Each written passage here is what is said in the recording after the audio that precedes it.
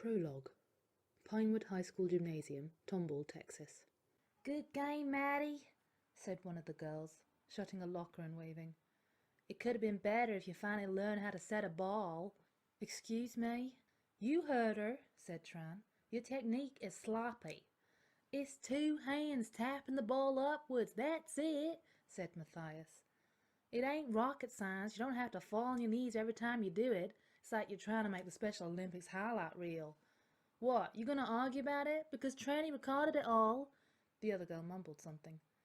"Oh, Chelsea, please, speak up if you have something to say," Matthias encouraged. "The only reason you're still on the team is because you're fat, and the coach is afraid you'll pull the lard card and get her in trouble if she cuts you. Is that what you're gonna do? Tell everyone you got cut because you're fat, and not because you can't play the game?" Tran scoffed. "What's really bad is this is like the 8th time she's told you about that. Can't you learn? I bet she knows her way around the kitchen." "Maybe we should rub the volleyball down in bacon grease. Would that help you learn?" Chelsea walked away. "Good riddance," Tran said. "So are you coming to Chrissy's house? Gary, John, and Danny are going to be there." "Danny didn't tell me he was going," said Matthias. "He probably just wants to surprise you. You know how he is. I'm going to go swim by my house and clean up first. I smell gross."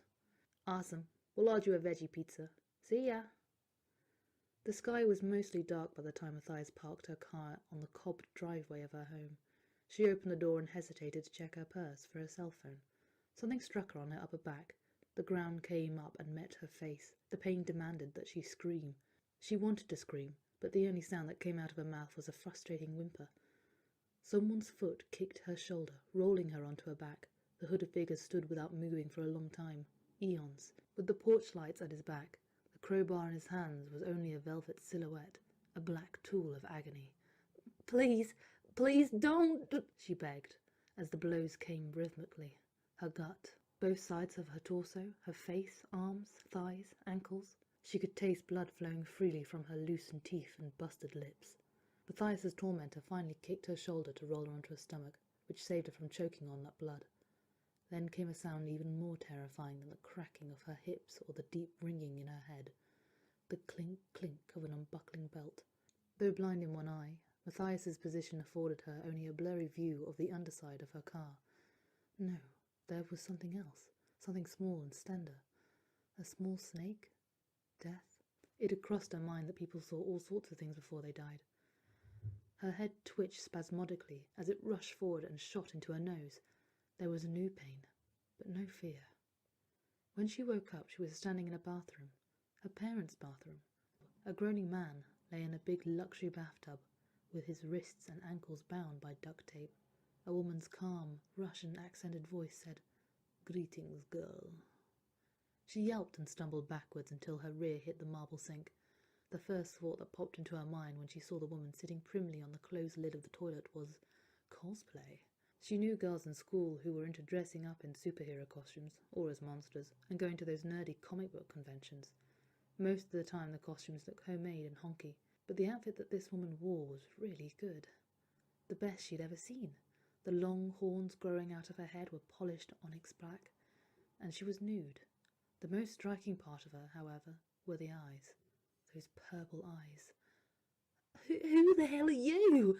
Matthias blurted. "What are you doing in my house?" "My name is... this." Matthias felt something like the feeling she got from a scent of a floral shop.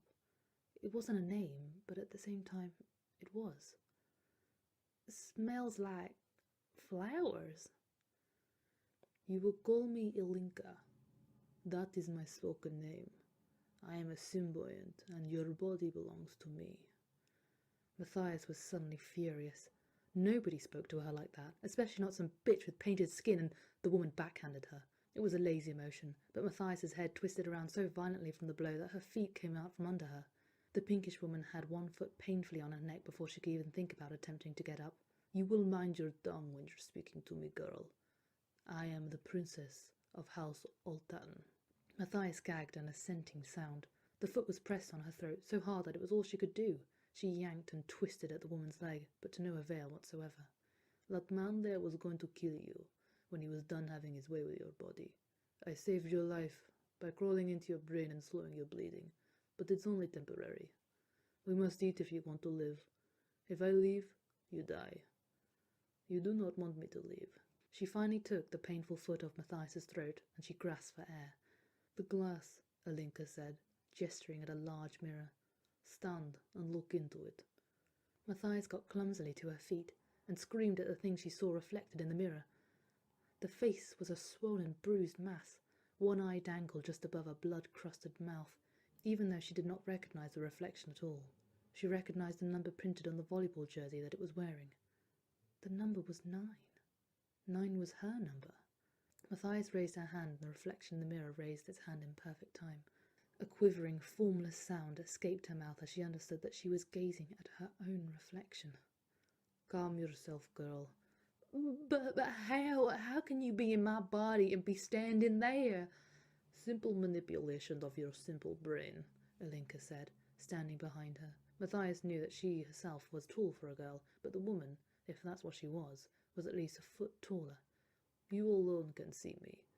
I will answer your questions in time and as I see fit. For now, all you must know is that man did this to you. It is how all men leave the woman that they have used. If not their body, then certainly their soul." Matthias's quivering hands began to rise towards her face. My eye's hanging out," quiet ordered Alinka. Am I dead?"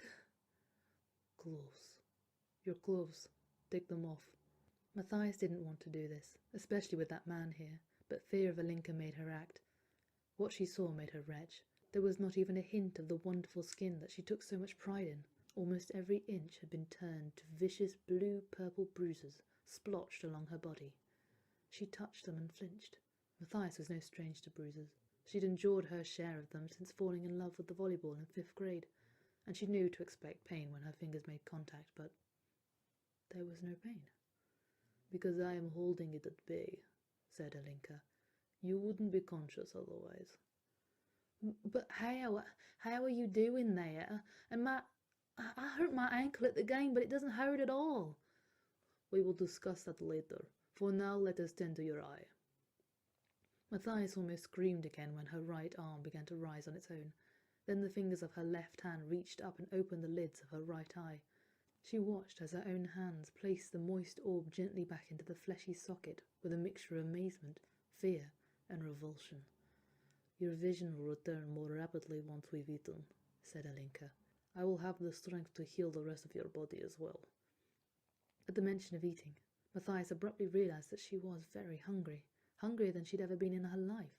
Her parents had made sure to leave credit cards and a well-stocked fridge before they went overseas, and the thought of ravaging the refrigerator now almost made her forget about the man groaning in her tub. "Human food will no longer satisfy you," said Alinka. "We will feast on his essence. His terror will give us power." "What? No!" "Yes." And once again her hand began to move on its own, taking up the saw lying on the counter. Her father's saw. Hadn't it been in the garage? When had she brought it in? Had she brought it in? Matthias struggled, terrified at the idea of cannibalism, but she could only helplessly watch as her body leaned over her would-be murderer. Ilinka's prim, pink right hand grasped Matthias's own right hand, the one now holding the saw, and guided it slowly towards the man's leg. Matthias felt the muscles in her arms tense as she began to patiently work the blade back and forth. The denim tore open, and his eyes bulged, instantly aware of the jagged steel gnashing against his skin. He screamed, cursed, and wiggled as much as the bonds would allow, but none hindered her progress in the slightest. As they cut, Matthias saw her reflection in the mirror. Alinka wasn't there, and yet she saw the woman kneeling beside her. She felt her hand on her own. Now she tasted something cold, thick, and greasy in her mouth, although there was nothing there either. "Terror is the least palatable of emotions," the apparition told her, "but it will restore us." "Terror?" "All emotions of your prey will heal your body now. Fear, lust, confusion, joy, anger, shame, they are all laid out before us. You no longer need to concern yourself with clumsy, unsightly food of humans." And indeed, despite the horror taking place before her and the repulsive taste radiating in her mouth, Matthias could feel the intense hunger in her middle begin to subside. Her hands moved swiftly to tear the pants into strips and tie the rapist's squirting leg wound. "You must live yet a little longer," said Alinka, still guiding her. By the time they had finished sawing off his left arm, the man was mad, his shrieks nothing more than hoarse death rattles. Then he simply lay, silently in the crimson mess, dead eyes wide. Matthias felt fuller and more satisfied than any meal had ever made her. She lay on the floor with Alinka standing over her, and slept until she woke up. When she did, every bruise on her body and face had disappeared. Even the swelling of her ankle from the volleyball game was gone.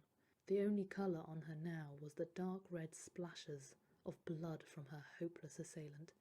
Matthias felt strong, alive, and oddly sexy. Not horny, necessarily. It was how some outfits made her feel than anything biological. Only this was a supreme, but not entirely unfamiliar, confidence. And there was something else, another presence behind her eyes. Her, only instead of the imposing cruel presence that she had met earlier, she now felt approval. Alinka was satisfied. They patiently put the murderer's remains in a garbage bag and cleaned the bathroom of every speck of blood. Afterwards, they took her father's shovel from the garage and, still nude, calmly strolled into the chirping moonlit darkness of the woods behind her house.